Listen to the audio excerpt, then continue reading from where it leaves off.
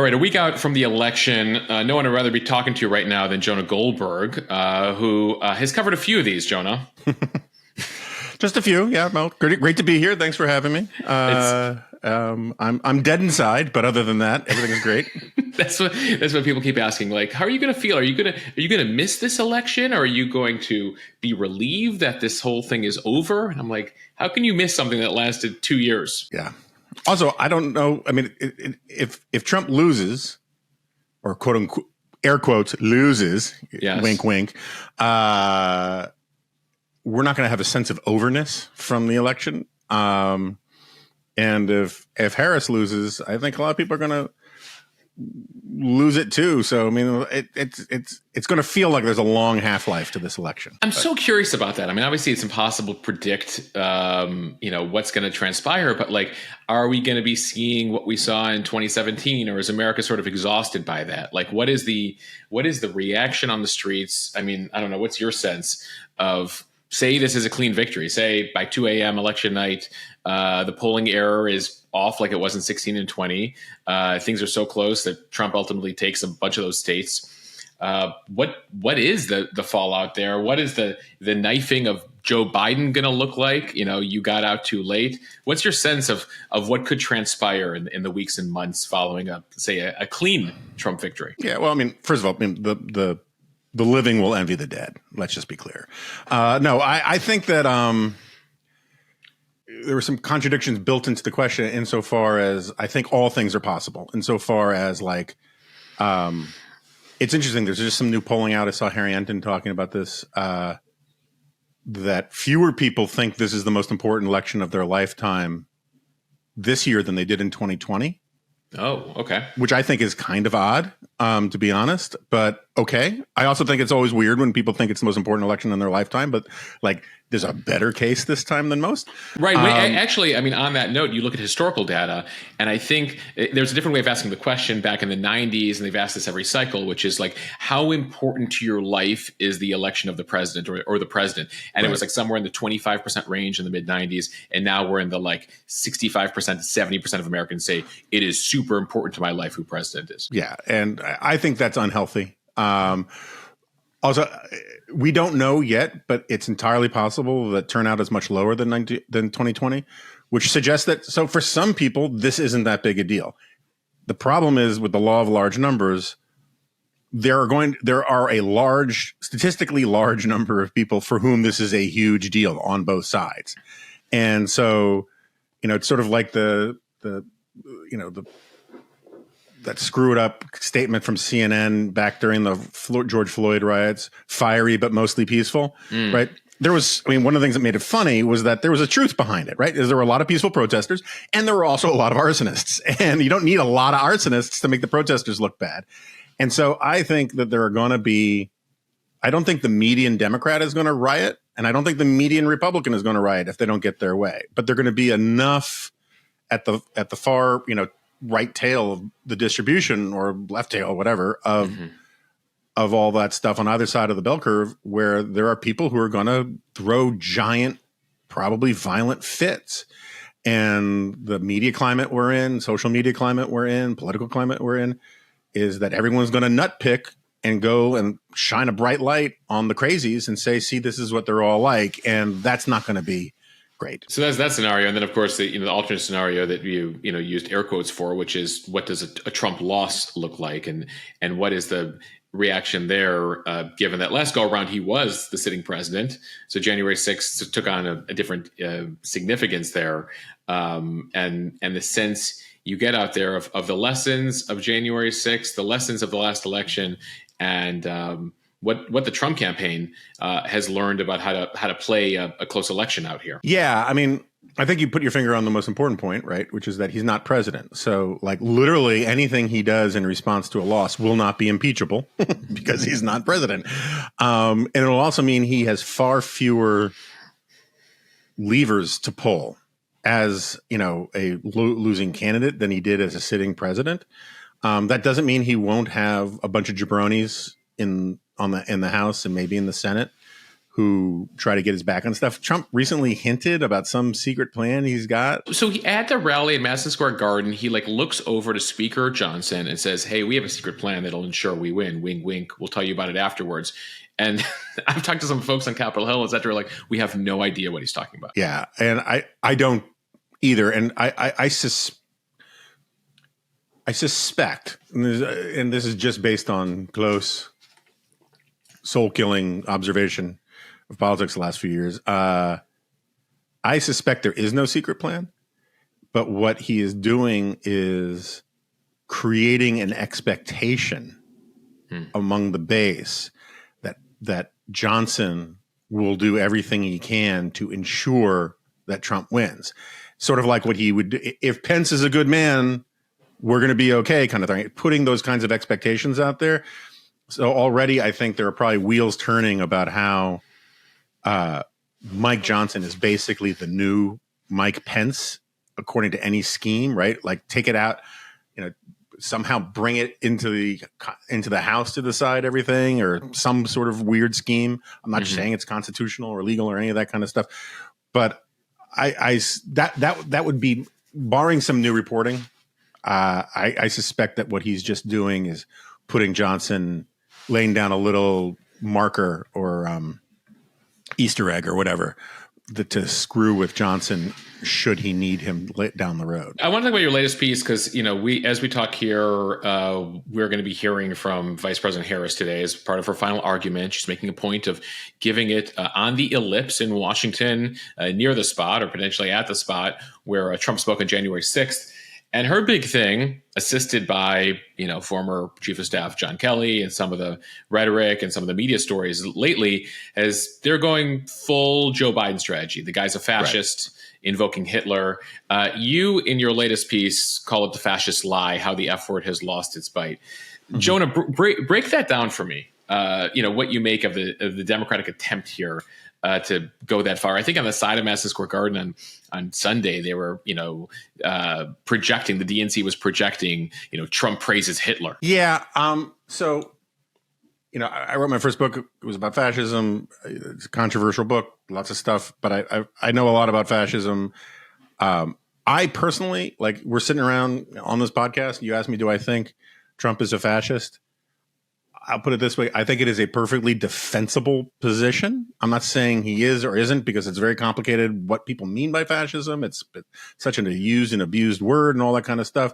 But for me, fascism is kind of simple when you strip it of outside of its historical context. What people mean by fascism is like authoritarianism plus nationalism plus the view that liberal democratic institutions and norms and rules that are in the way of the movement and of the leader are inherently suspect or illegitimate. It's a form of nationalist populism. I think it's very historically contingent, which is one of the reasons why we should stop using the word, right? Because the fascist era was a fascist era, and you can use words like authoritarianism or hypernationalism, whatever, without sort of waving the bloody shirt. But, the caveats I have are that, first of all, Donald Trump doesn't know jack shit about fascism, right? He doesn't know anything about, European history or American history. He's not an ideologue.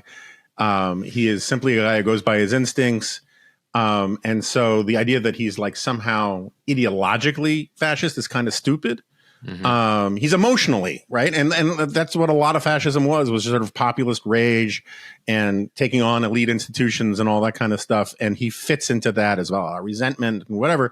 But so the problem is, I think that when people use the word fascist, it's a way to get people to stop thinking, right? It's an anathematizing word. It is a word. It's an excommunication word, right? It's the second you call someone a fascist, you're basically saying they have no place in the conversation. You don't have to listen to them on anything. It's very much an analog like racism. It's like, remember there was that New York Times piece, which had a lot of good stuff in it. Nick Confessori, I think, did it about Tucker Carlson.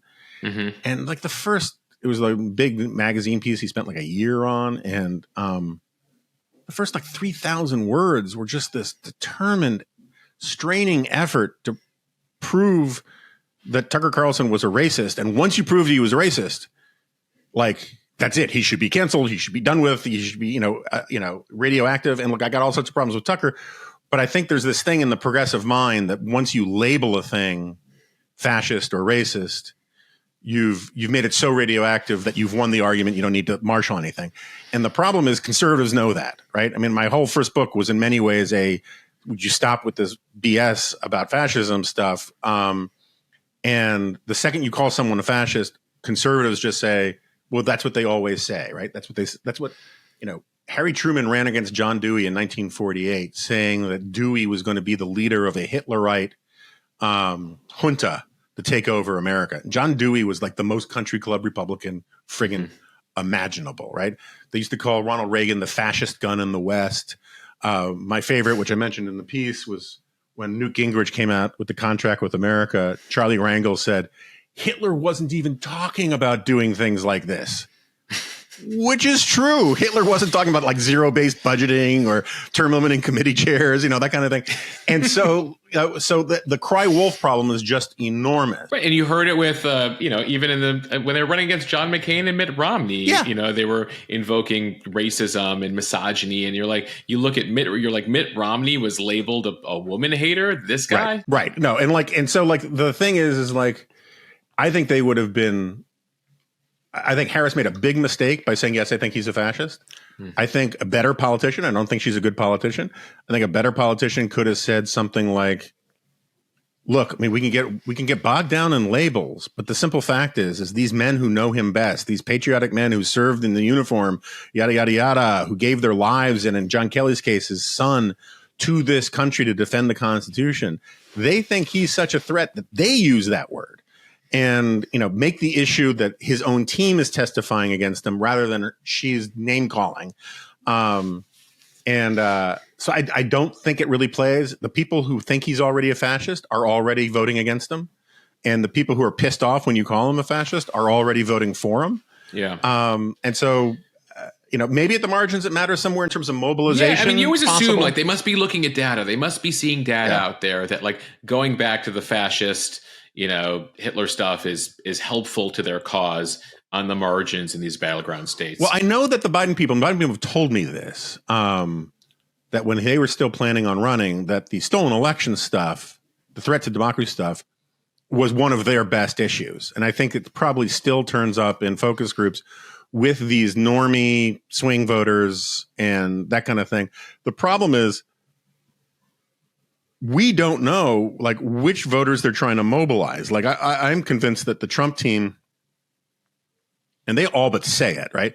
The Trump team does not care about the Nikki Haley voter, right? He still craps on Nikki Haley. He doesn't talk about those people. He thinks he either has them or he's never going to get them. The real choice, and Ron Brownstein had a great piece in The Atlantic about this about a month ago. The real undecided voters aren't voters who are undecided between Trump and Harris. There are a handful of them, to be sure, and and they probably matter, and that's fine. But the big pool of undecided voters are between the people who love Trump, are the people who love Trump but may not want to get off the couch to vote for him. Or hate Trump and may not want to get off the couch to vote against him, or love Harris and may not want to get off the couch to vote for her.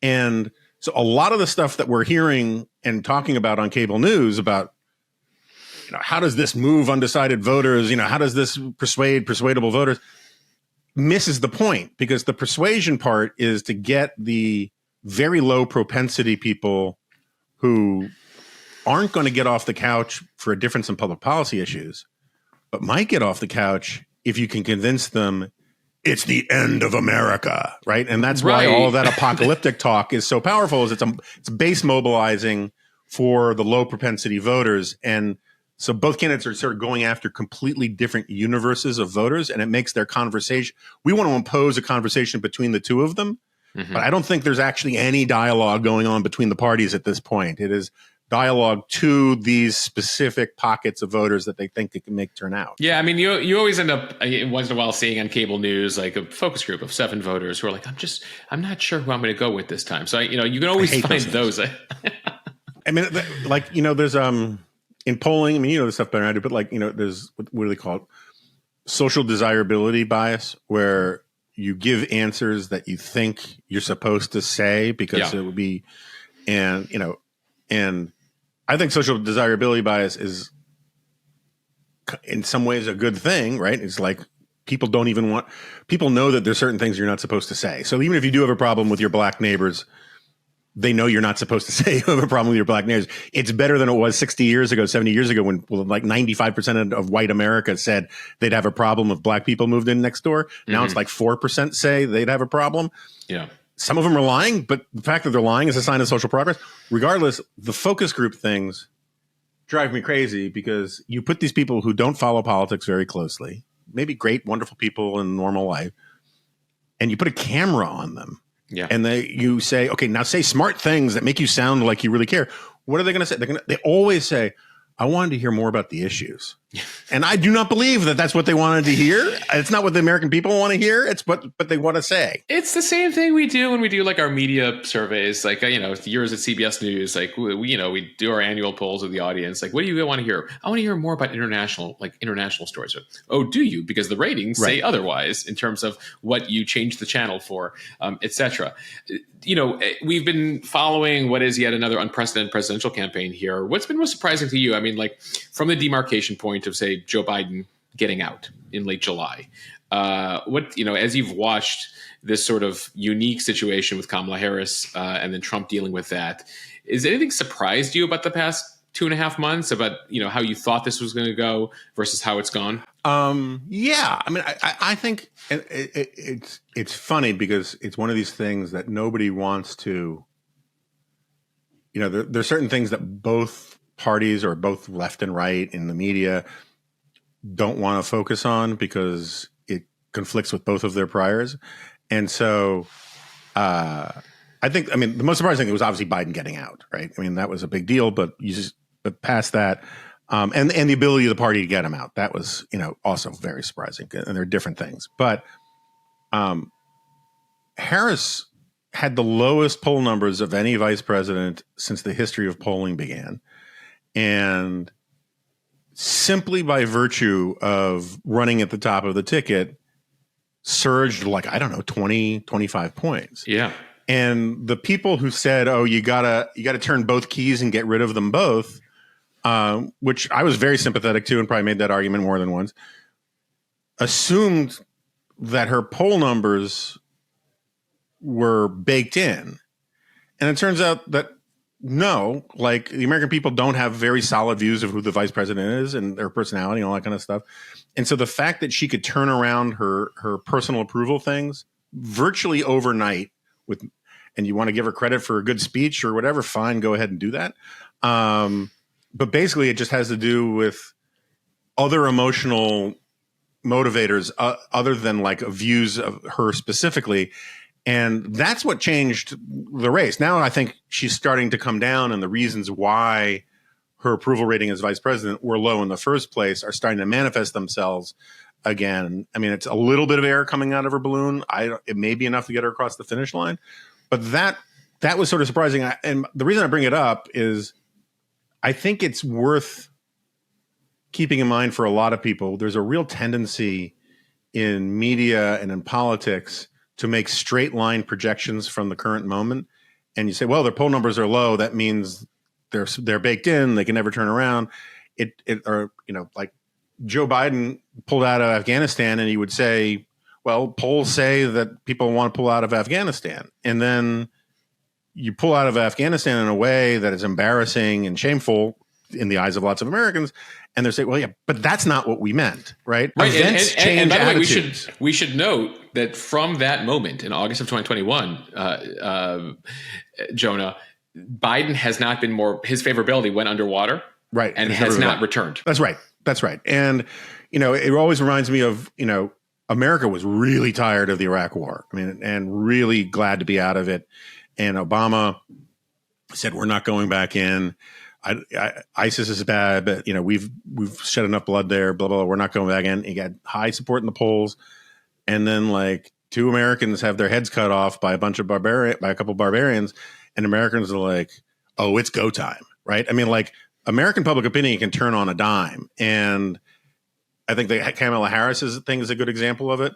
I think the people who think that real majorities of Americans are in favor of mass deportation of illegals are kidding themselves if they think those numbers will be sustained after they see nightly images on TV of armed American soldiers dragging people out of their homes, putting people in trucks, putting them on trucks and putting them in camps. I mean, support for that will plummet, and a whole bunch of people who say, "Oh, look, history's on our side," will look ridiculous. And so, anyway, I think it's good for democracy and good for civic health to keep in mind attitudes are less baked in than a lot of people assume, and that they can turn on a dime when you show Americans what they thought they wanted is wrong.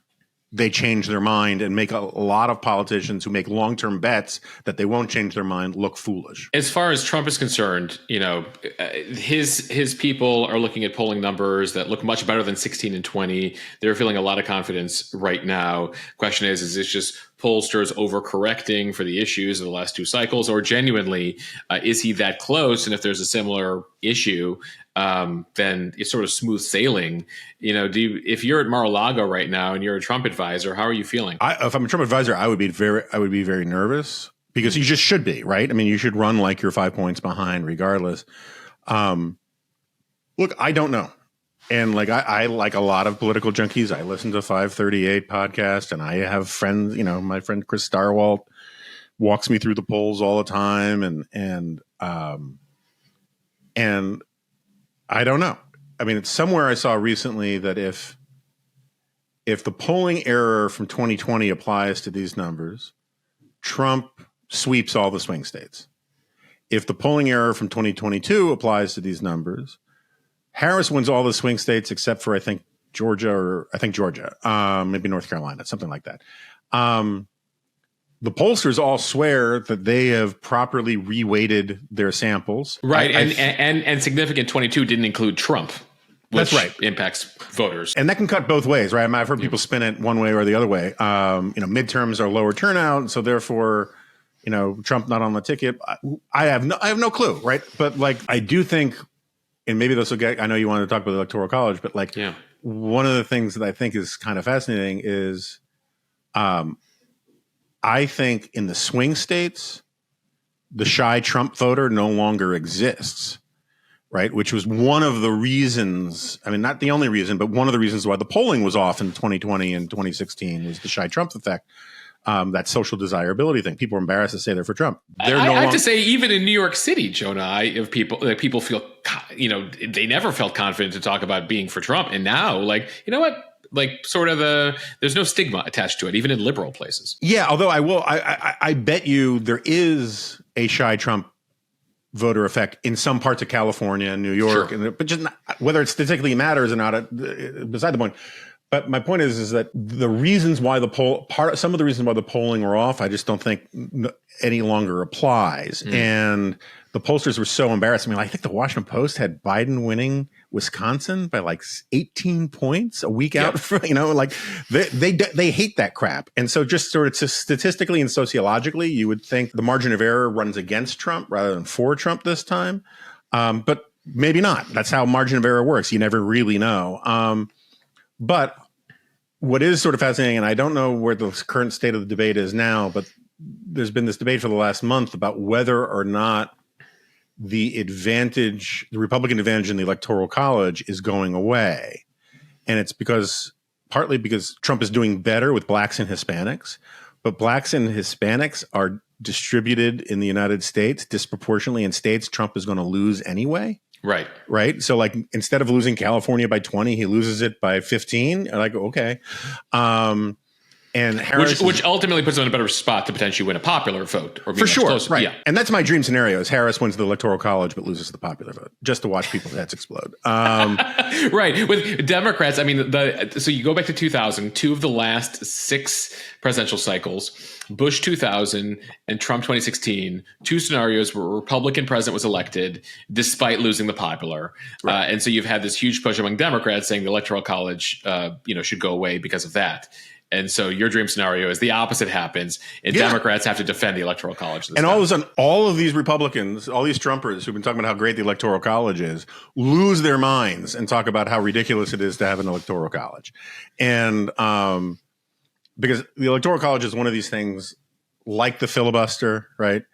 It's one of these things that everyone is a hypocrite on. Both parties are a hypocrite on, depending upon whether they're the party in power, right? When they're the party in power, let's get rid of the filibuster. It's illegitimate to stop us. When the party out of power, oh, this is a sacred tool to protect the minority, blah, blah, blah, blah. Same thing with the Electoral College. And, but just on the election stuff generally, it's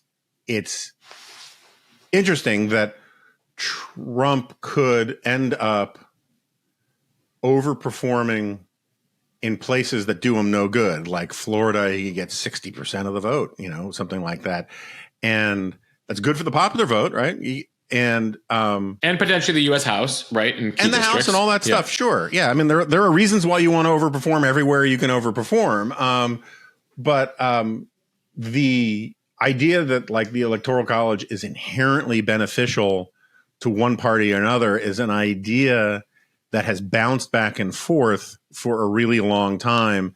And it would just be a great sort of ending to the Trump era if he ended up on both sides of that argument. Speaking of Electoral College, I mean, it's one of the reasons I wanted to have you on today. We get a lot of questions about it. The U.S. being really the only advanced democracy in the world that doesn't elect a leader that gets the most overall votes in the country. I think Argentina had a version of this going into the 70s, and then we're pretty much it. And you always get pushback, I imagine you do online, from people who don't necessarily know the history here. Say, well, it protects rural voters in small states from big states. I was like, no, that's the U.S. Senate. That's not the Electoral College. Jonah, take us back. What was the goal of this whole thing, and why are we still dealing with it in 2024? Yeah. So, well, first of all, we're dealing with it because it's in the Constitution and it's really friggin' hard to get out, right? Yeah. And I don't want to take it out. I've not. You don't. You're pro Electoral College. I am pro Electoral College, and I can run you through my reasons. But part of this was this grand compromise, right? At the time of the founding, you had big states and the little states freaked out that they're going to be dominated by the big states, right? And so the Senate thing plays into the Electoral College, right? Because the number of Electoral College votes a state has is the number of members of the House of Representatives plus the number of members of the Senate. And so it's whatever the House caucus is plus 2. Mm-hmm. So Alaska has 1 congressman, 2 senators. It has 3 electoral votes, and so goes, right? And some of this has to do with, it's true that slavery plays a part in all of this, because there's a lot of bad sort of West Wing episode civics about the 3/5ths Clause. Mm-hmm. Which was a shame, because slavery was a shame. And I don't mean a shame like, oh, that's a shame you spilled soup. I mean, it's like it's a stain on America that is shameful, right? Right. They come with this idea that a slave is worth 3/5 of a person. Right. Like, so the 3/5 thing is because the southern states wanted slaves to count equally to whites for purposes of congressional representation. The abolitionists, the people who were for getting rid of slavery, didn't want slaves to count as human beings at all for purposes of congressional representation. A bit ironic. Yeah, right. So people think that like the 3/5 thing was a sop to white supremacist slaveholders to say that blacks are less than humans. But the reality is, as a political thing, the abolitionists knew that the slave states would get more power if, for purposes of representation, you counted slaves as going into the formula for how many electors or how many congressmen you got, right? So they said you shouldn't count them at all. They're not free. How can you count them? And so the compromise was the 3/5ths Clause, right? And that sort of thinking also goes into why we have a House and a Senate. It's right. You have the Senate, which represents on an equal basis sovereign states, and you have the House, which represents the people, more or less, right? And the Electoral College plays into that. The Founding Fathers were worried about a lot of things, and one of them was too much direct democracy. They liked to sort of, the House and the Senate thing. I think it's George Washington who famously says the House is the hot pot of tea, and the Senate is the cooling saucer, which you pour the tea into, and it cools it off enough to drink it, right? Because apparently people used to drink out of the saucer when they drank tea, which I did not know. So anyway, the Electoral College is part of this compromise about protecting small states, giving small states representation, sort of part of the Senate thing. It comes from that. And it's also part of this thing about diluting, direct democracy.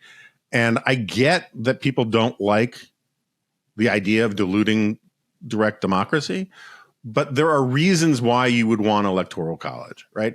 So first of all, if you, and I should back up a second.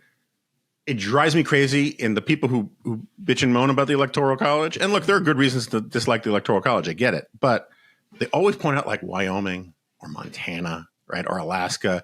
It's always red states that they're mad get this disproportionate representation in the Senate or Electoral College or whatever. They're not mad at Vermont. They're never mad at Vermont, right? No. They're never mad at Rhode Island.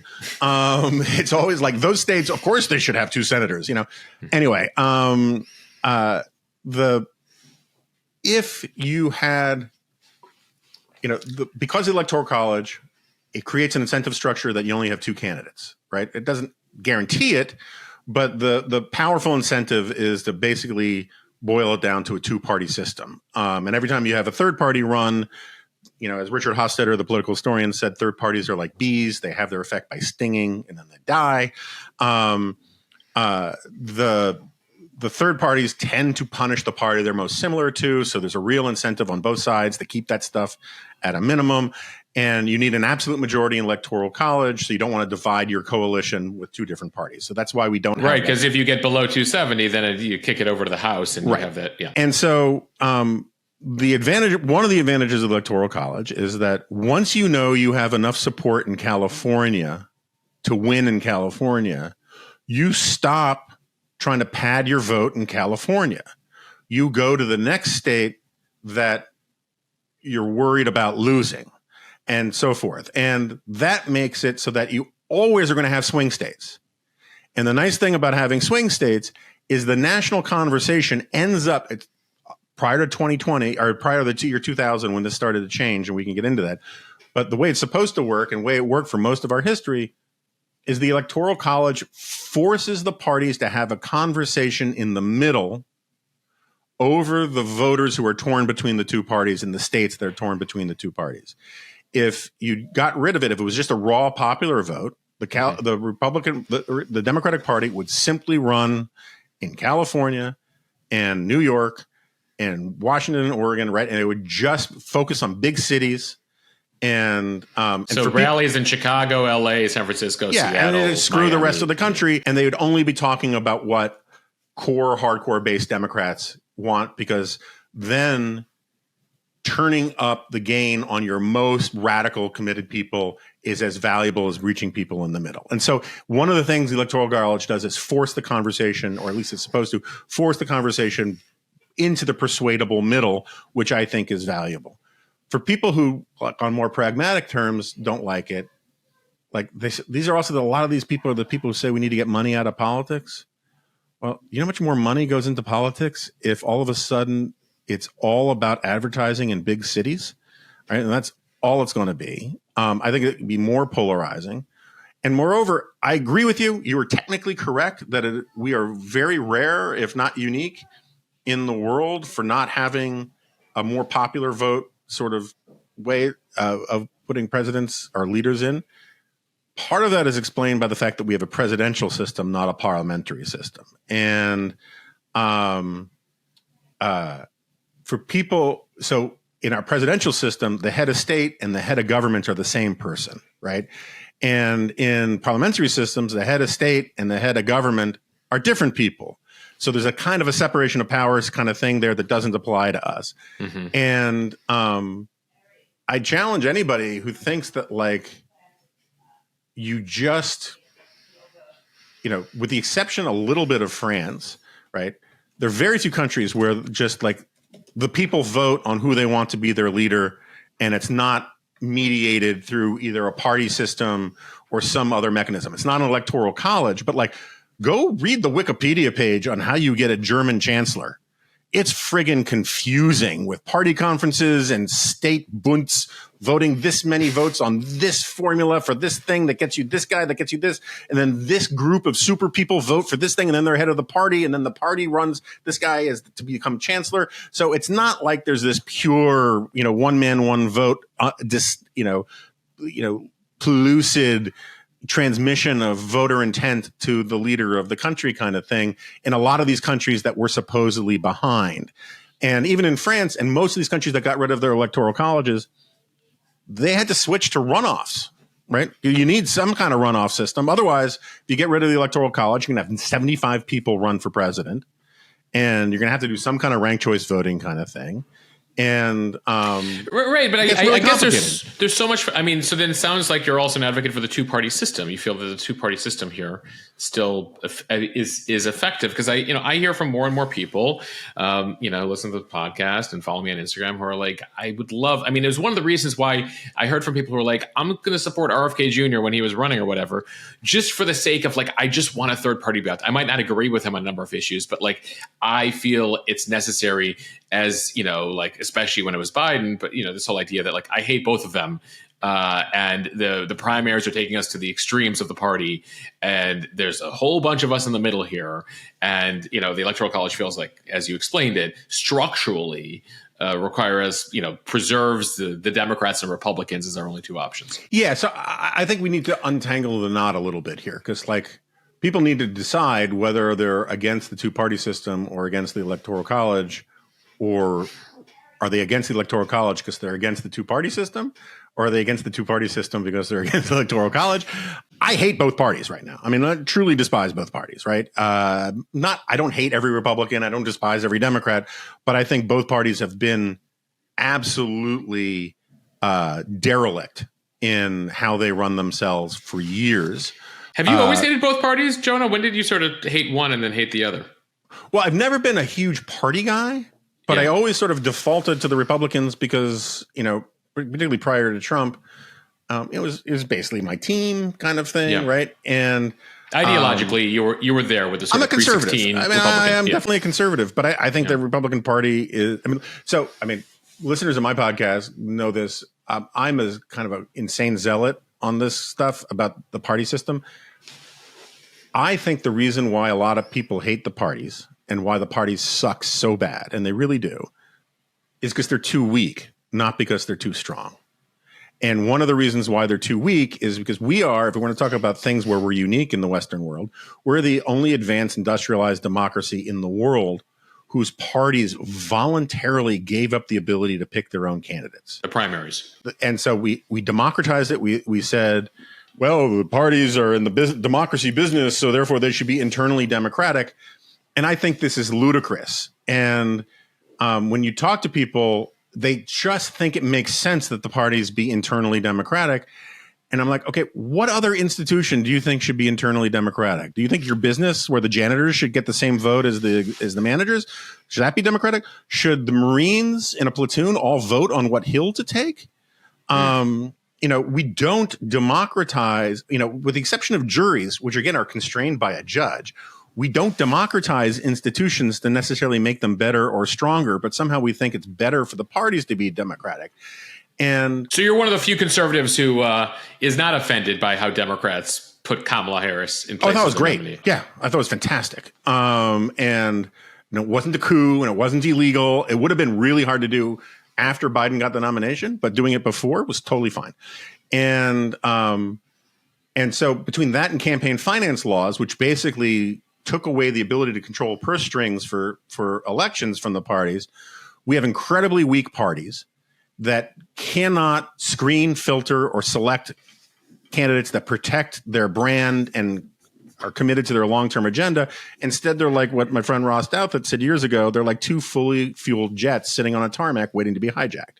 And in 2016, Trump hijacked one and Bernie Sanders almost hijacked the other. But he wasn't able to, partially because Democrats still had a semblance of control with superdelegates over the party, allowing Hillary to sneak in there. Right. And part of the reason for that is that the Democratic Party has a richer history of dealing with populism, going back to William Jennings Bryan, right? They understand the sort of challenges that populist passion plays. And so they had some mechanisms set up in there to sort of, okay, at the edge cases, the grown-ups can fix things.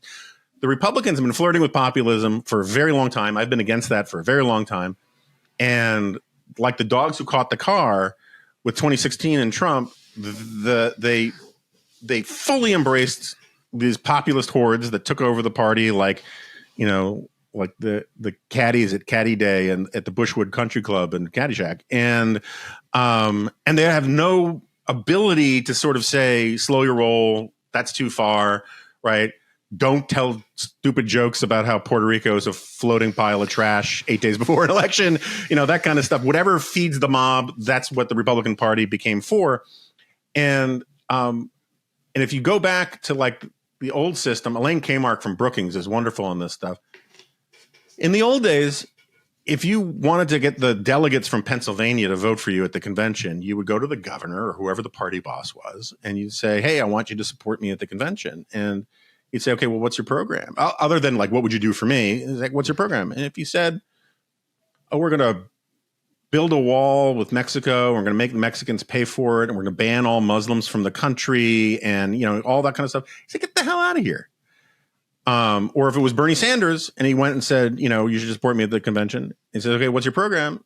You say, well, I'm going to, nationalize the means of production and take over the radio station, whatever Bernie Sanders wanted. And put us $15 trillion more to debt. Yeah, and he said, get the hell out of here, right? But the party no longer has that ability. And so the problem now is the primary system is the only threat to incumbency and election for a lot of candidates. And in the primaries, Jonathan Rauch has done a lot of great stuff on this. It's basically like 9 or 12% of the electorate determines who the party nominees are. And those people do not like their own parties. They just hate the other party more. And so this idea that democratizing the parties has made them more democratic is in fact false.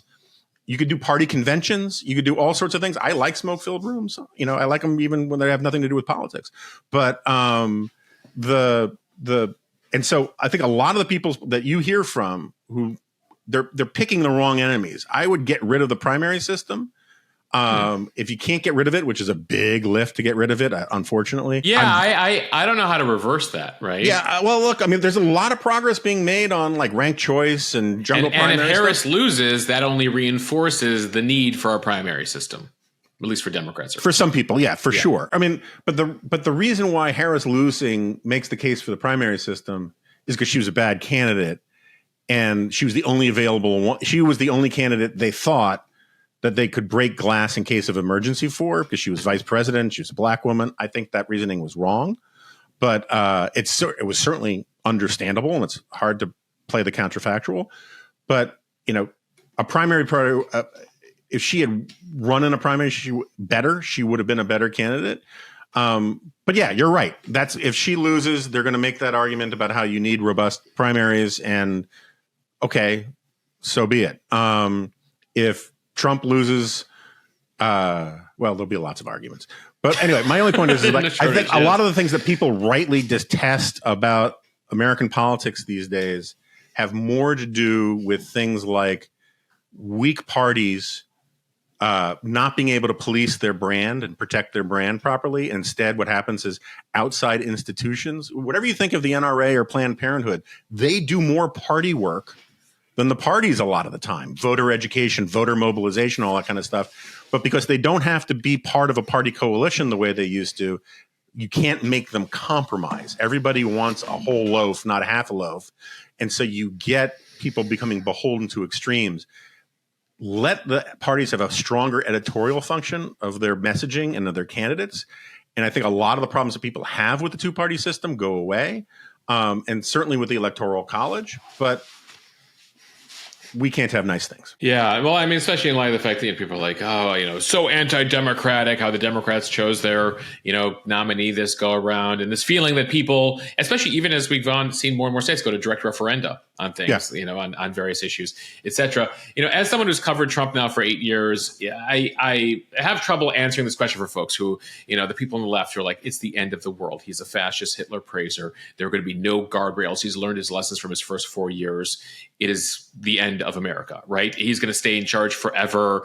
He's not going to listen to Supreme Court decisions, et cetera, et cetera. And then you have folks, on the right who are like, look at his first term. You got nothing to worry about. It's going to be great. Why suddenly will he turn into the end of the world? And where do you land on that, or how do you think through the Trump victory and the worst case that is presented by folks on the left and the folks on the right who are like, it's going to be an American Renaissance? Yeah, so I think both sides are wrong. That's the role I play naturally. Yes, yeah. I think the argument that just look to his first term and you'll get a sense of what a second term will be like, incredibly unpersuasive. Because many of the people who say that are also the same people who say it'll be great, Trump won't be constrained by the Mitch McConnells and the Paul Ryans and the John Kellys and all that kind of stuff. And yet it's because of those people he got the successes that he got in his first term. When Trump was allowed to be his most Trumpy, you got 3-hour press conferences during COVID about how these are great ratings for me. So of course I'm going to run the COVID, stuff. You got Sharpies moving the path of hurricanes and all that kind of stuff. That's the real Trump. And he had this Praetorian Guard of responsible people that the left despised at the time, who kept him within the guardrails. Even Bill Barr, who is prone to a lot of vulnerable to a lot of criticism, I would argue. When push came to shove, he was like, look, this election denying stuff is BS. It's just not true. And we're not doing this stuff. And those people won't be around. Also, Trump has spent the last 4 years surrounding him with himself with an entourage of yes men, of sycophants, and he's angrier, and he's more confident than he was the first time around. So this idea that you're going to get a replay of his first term, I think, is really, really unlikely. At the same time, my joke for 8 years now has been Trump isn't Hitler. Hitler could have repealed Obamacare. Trump isn't very strategic, right? He's got a lizard brain cunning. He's tactical. He's tactical, and he's very good in the moment, and he's good at the things that he's good at, which it turned out our parties were very susceptible to, and that's all a different conversation. But he's not a long-term planner, and anybody who thinks, so this has been one of my arguments from the beginning, and I have receipts all over the place for it. Every single time someone tries to come up with an intellectually, ideologically coherent program or theory or dogma or doctrine of Trumpism as a way to sort of defend him, right? They end up looking like idiots because Trump almost deliberately likes to humiliate people who put him in a box, who say this is what Trump believes, right? He will change his mind because just for the fun of watching people have to change their positions to go along with him. And so that's why Project 2025 thing was doomed. Doesn't mean you shouldn't be worried about that because they're still going to staff if you're a Democrat, you should worry about it. They're going to staff with those. Right. They created a LinkedIn for the next Republican administration. Yeah. And that, and if the stuff they want to do freaks you out, most of it doesn't freak me out that much because it's basically warmed over, Republican stuff. I mean, getting rid of the Department of Education has been a goal for a very long time. Since Reagan, since Carter created it. Yeah. They've been talking about getting rid of it. So the catastrophizing is beyond the pale in a lot of senses. I don't think the military is going to follow his orders to do, invade Poland type things or any of that kind of stuff. Well, I mean, the concern is less about Poland and more how he would use the military domestically. I know, but I just mean figuratively, right? To do Hitlerite things, right? And sorry, we're back to Hitler. Sorry. Yeah, so I don't think that but my problem with the don't worry too much about Trump stuff is that let's start with Hitler. I'll say to people all the time, look, I'll make my, he's not Hitler joke or whatever. And, and people will say, why are you defending him? And I'm like, I kind of grew up, I went to Rodef Sholem Day School, right? calling someone Hitler was generally considered to be like on the outer boundary of really bad, right? Like on the scale of 1 to 10, it was close to 11. Right. You heard this from Jews who support Trump, who attend the Trump rally, being like, you're minimizing, by calling Trump Hitler, you're minimizing Hitler. Right. Like, yeah. Right. And I'm sympathetic to that. At the same time, it works both ways. Saying he's not Hitler is not a defense. You can come up 50 points shy, 10 points shy of being Hitler and still be bad. I mean, they make it sound like anything short of being Hitler is good. No, like Hitler is supposed to define the outer boundary of badness. And so I don't think he'll be like Hitler. I don't think he can be like Hitler. Look, Mussolini wasn't like Hitler because Italians wouldn't do the kinds of things that Germans would, because Germans' history of anti-Semitism was very different than Italian anti-Semitism, right? These things manifest themselves differently in different cultures. My point is like, it could still be really bad. Like testing the institutions could be really bad. Going 10% towards dictatorship is still not good. And his desire to, like, the politicization he do of the Justice Department, all sorts of things that he would do would be bad in their own right, where you don't have to go to the fascism argument. And so where I come down on this is, I think that the people, including a lot of dear friends of mine who are not bad people, they're not fascists, they're not anything like that. They don't like Trump, but they're going to vote for him. I think the problem is sort of as you put it before, is they think the best case scenario and the worst case scenario, to a certain extent with Trump, is going to be a replay of his first 2 years in his first term. And I don't think that's true in either way, right? I don't think we're going to get a replay of that. But they think that it's like, it's not going to get much better than that. It's not going to get much worse than that. So why are you worried kind of thing. And it's sort of like the mean tweets argument. Meanwhile, they assume the very worst case scenario with Harris. Right. And I think Harris is going to be, if she gets elected, will probably be, a failed Democratic president.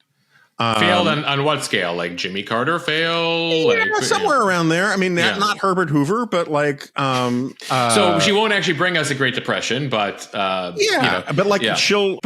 she won't be great. I don't think she'd get reelected. I think what she would be like is Barack Obama without the majorities in Congress and without the personal fan base, right? And those are two big things. She'd have some wins, she'd have some losses, all that kind of stuff. I know there's a lot of people worried about her on the international stage, given what's going on. For sure. I'm worried about both of them on the international stage. I think she would be better on Ukraine. He would be marginally better on Israel from my position. But like China. On China, I have no friggin' clue. I mean, the guy. Neither does China, it appears. Yeah, he talks both sides of it. He loves these personal relationships. He changed on all sorts of issues, from TikTok to crypto, because the right people got in his ear. So I honestly don't know about China. I think he'd be bad on Russia. I think he'd be bad on NATO. I think the protectionism stuff would be really bad.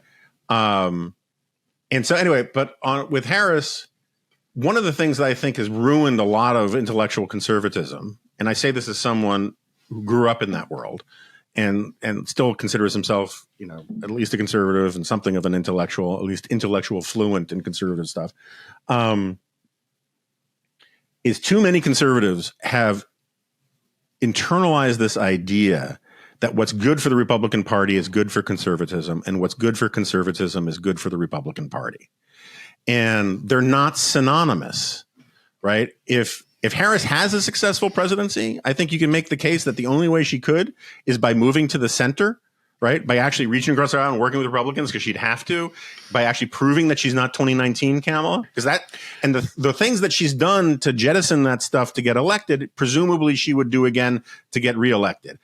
That could arguably be better for conservatism in this country, because it would move the Democratic Party rightward towards the center. Well, you've already seen that in the way that she's running this cycle. I mean, she's running to the right of Biden, 2020. I mean, she's Biden, trying. I mean, it's very vibey, but she's trying, right? It's vibey, and it's unclear that's the problem, is that it's unclear what she actually believes. Like, that's the problem. She has genuinely held beliefs. She has not sold herself well. I mean, what is your theory I ask this of everybody, usually during commercial breaks at CNN, but like I ask this of everybody I know or I meet, particularly Democrats and Democratic consultants and that kind of stuff, but also just journalists and whoever, shoeshine guys up and down the Eastern Seaboard.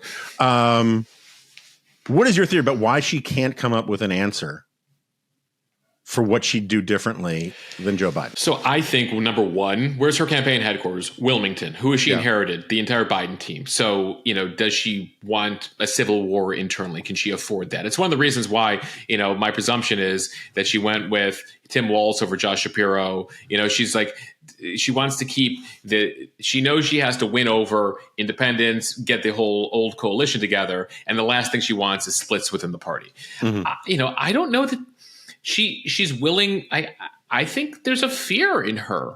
I think she's overprogrammed. I mean, it's one of the reasons why I think Trump is so appealing is that he doesn't give a damn. Yeah, right? No, for sure. He doesn't give a damn about literally throwing people under the bus who just introduced him at a rally, right? And yet, it's I'm waiting for sort of the post election reveals as to like what conversations happen inside the campaign. Why she can't have a simple answer, being like, you know what, we could have done better on the border, and guess what? I was there, and so I know what needs to be done. The same thing with Afghanistan. She also, put herself there in the room for Afghanistan, right? She told Hannah Bash in 2021, I was there when he made the decision, and I fully support it. So she sort of screwed herself there by putting herself in that position. But why she can't separate herself? She clearly they're okay with the fact that they're embarrassing the president right now, who's like, hey, am I going to campaign with you for the last couple of weeks? And they're like, yeah, we'll call you if we need you. And he's standing in line in Delaware to early vote. I just think she doesn't have the courage to do that. I've heard versions of that. The other versions, and I honestly don't know. I change my point of view on this from almost hourly with every bad answer that she gives, because there are some really sort of not great answers, but sufficient answers she could give. Yeah. She could just say, hey, look, we all learn from experience.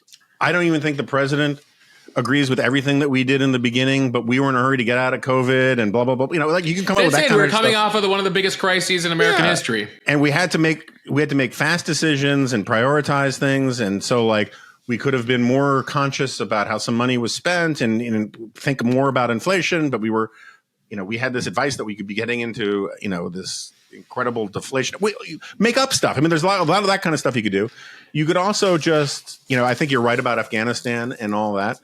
But the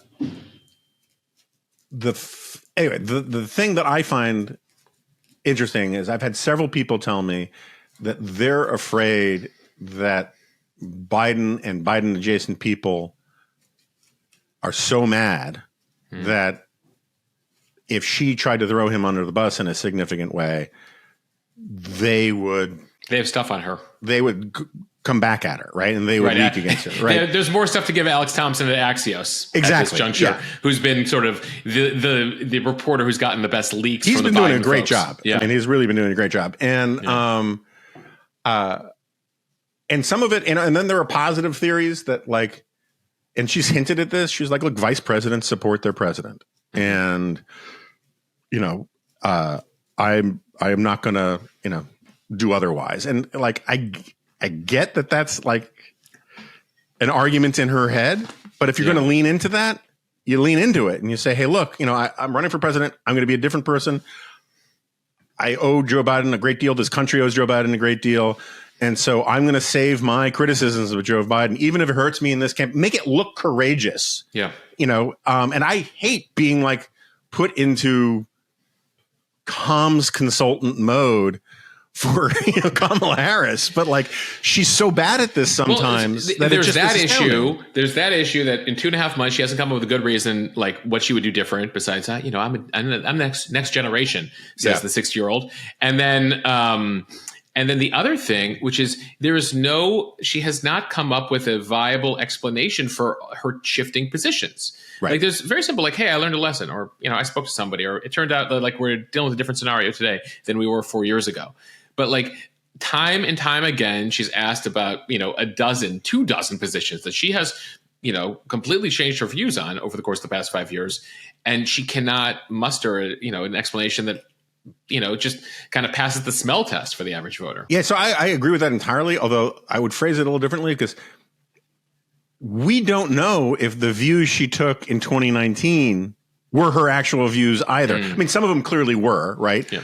But she got, it remains a friggin' mystery to me why so many Democrats were convinced that the only lane to compete in was essentially the Bernie Sanders lane. Right. In 2019, in 2020.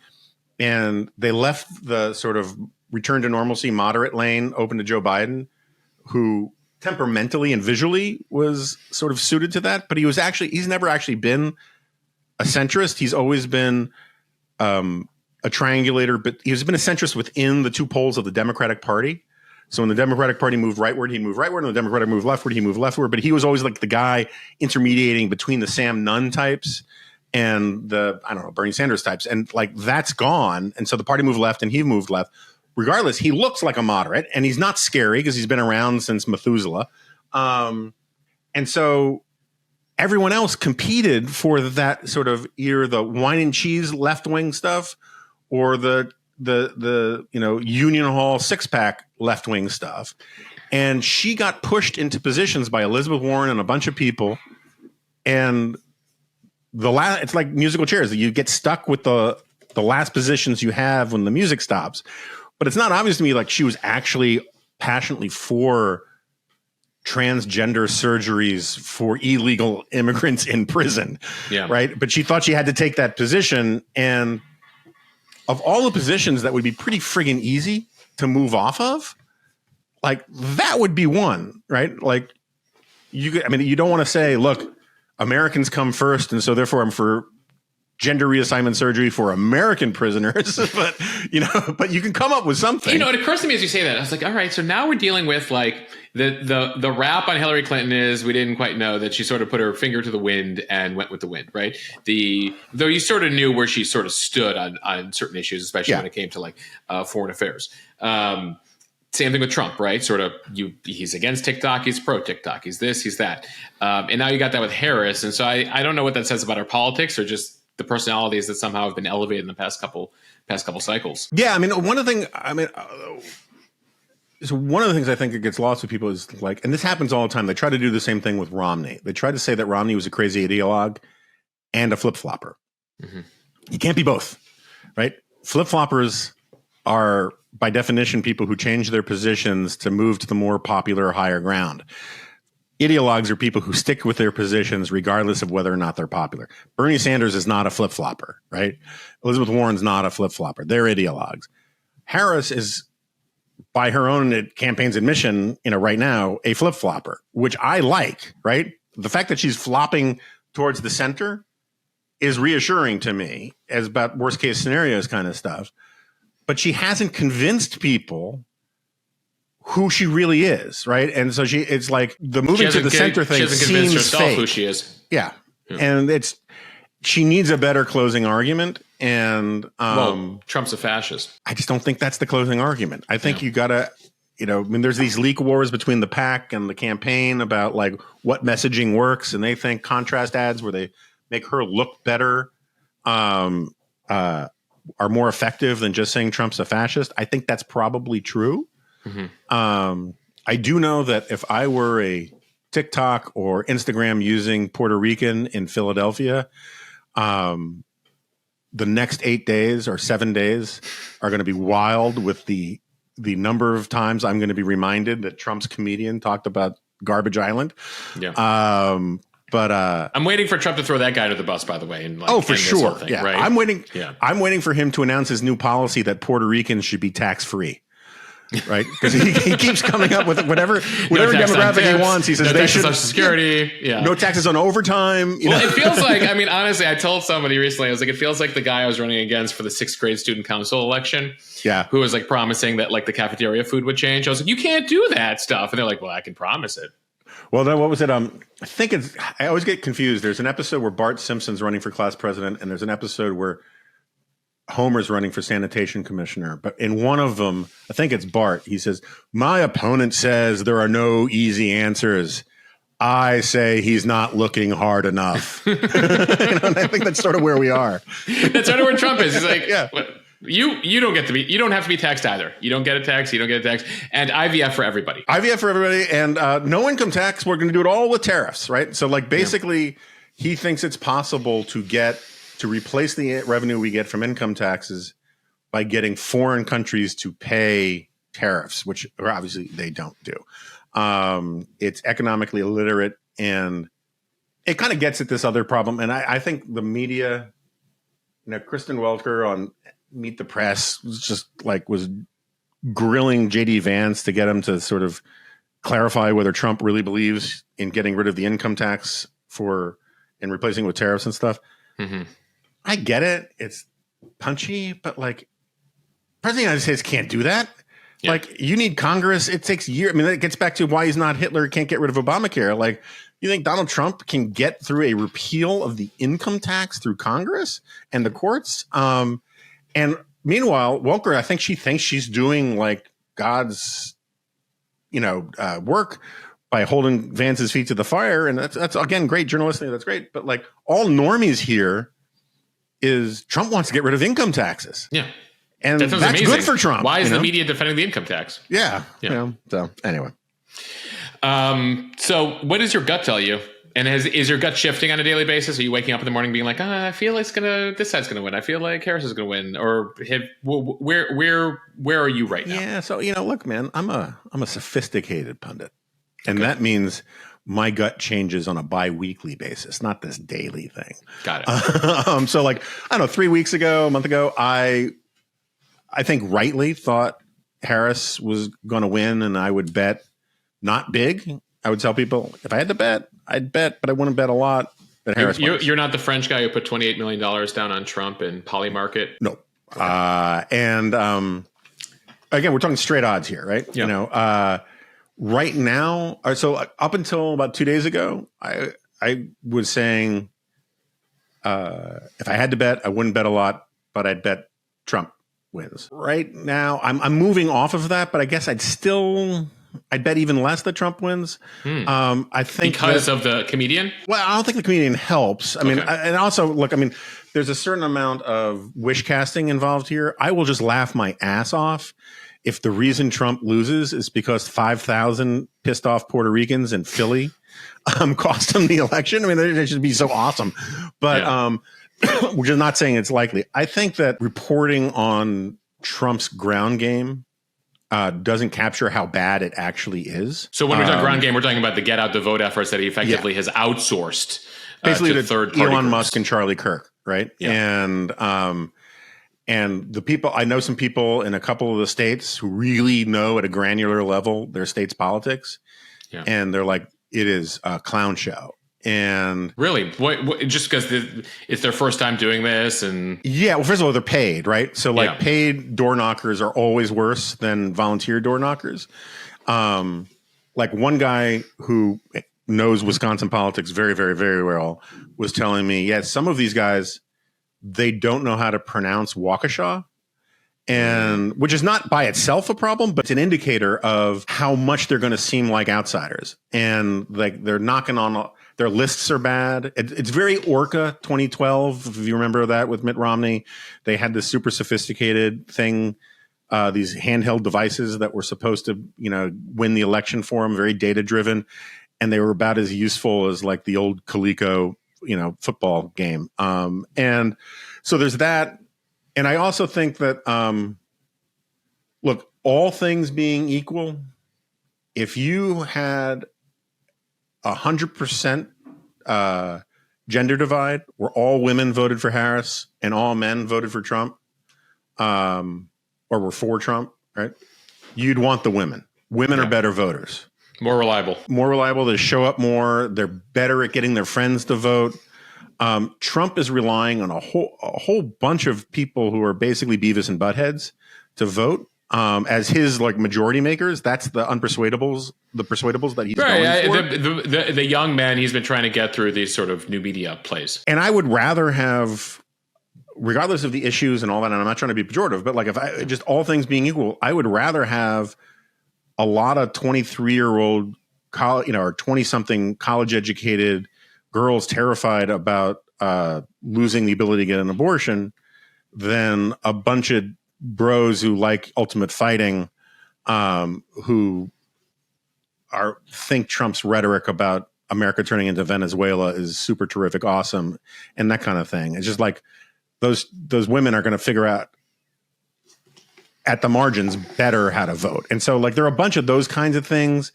I think the late deciders are probably going to break more for Harris than people think.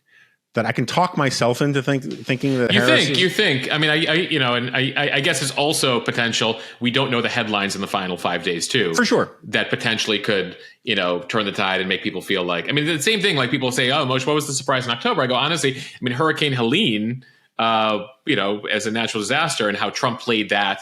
And the reaction there, certainly, I mean, we can go into the details there and take issue with whatever, but ultimately net positive there for Donald Trump, creating the feeling again, like, obviously, there's only so much that can be done, but you know what? I just don't like the direction we're going in right now.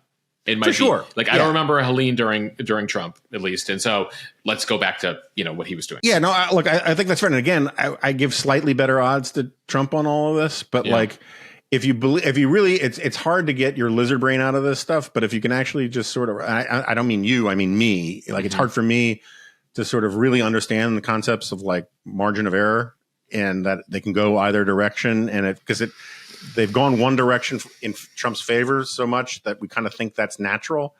And I'm just not sure it's natural this time. And I think the fact that Trump has never been popular matters, right? So like Harris has a coalition that she has to put together of gettable voters from 53% of the population. Trump has a coalition that he has to add to from 47% of the population. And it looks like right now he's kind of doing that in the swing states. I'm just not sure. I'm just not confident. I don't know. The last thing I'd say is there's a lot of cope out there about all the Republican early voting.